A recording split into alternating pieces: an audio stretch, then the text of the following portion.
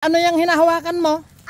Ano yan? 100k followers. Allah, congrats! Congrats, so darling ko. I love you so much from the bottom of my heart. Kung hindi dahil sa'yo, hindi ko rin ito maaabot. Hindi, kung hindi dahil sa kanila, hindi mo yan maaabot. Kung hindi dahil kay Lord, hindi mo yan maaabot. Diba? Thank you so much. Kahit dinadown ka nila, kahit sinasabi nilang single mom ka, kahit sinasabi nilang segunda mano ka, ignorante ako. Kahit sinasabi nilang ignorante ka, taga-barbaryo ka, hindi ka pa rin sumuko. At least! Yes!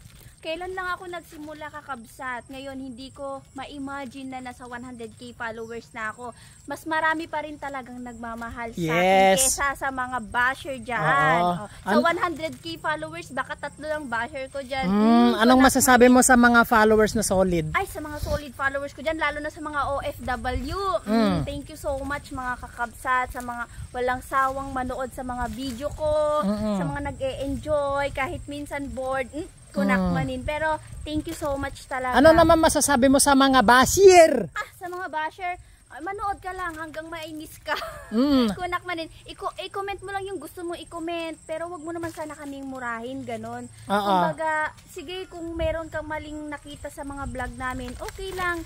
Deserve naman din natin sigurong i-correct. Pero kasi yung ida-down talaga kami ng below the belt. Parang mali na yun yung sabihan ako ng segunda mano, second hand, ganyan. Hindi naman siguro namin deserve na mga single mom yan. Kasi lahat...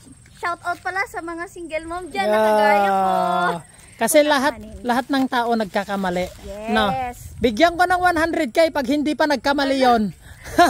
Kuna manin. Thank you sa lahat ng mga naka-follow sa akin. Thank you sa mga magfa-follow pa. Sa mga patuloy pang susuporta sa vlog ko, and sa mga always na nagda-down sa akin. Deep inside, may mga times din talaga na nakakasama ng loob, pero ganun talaga. Bakit pa ako naging content creator kung didibdibin kasi kung didibdibin mo yung mga sinasabi nila, talo ka.